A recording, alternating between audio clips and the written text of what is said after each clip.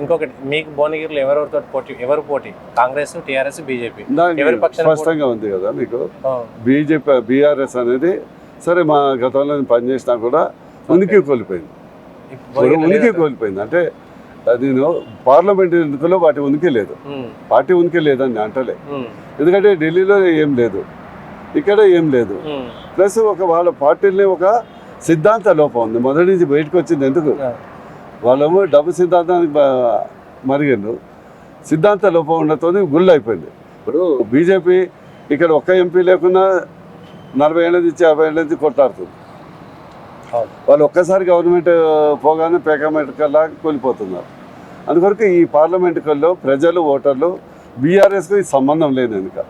ఇక కాంగ్రెస్కి వచ్చే వరకు 2 అంశాలు. ఎట్లాగో కాంగ్రెస్ అనేది సెంటర్లో రాదు, మోడీ గారు వస్తారు. మననే ఇష్టం కదా. ప్లస్ 6 మోసాలు చేసినటువంటి కాంగ్రెస్ ప్రభుత్వాన్ని బొందబెట్టాలి, పార్లమెంట్లో గుణపాఠం చెప్పాలనే ఉద్దేశంతో మీ ఇక్కడ ఉన్నటువంటి ఓటర్లు ఉన్నారు.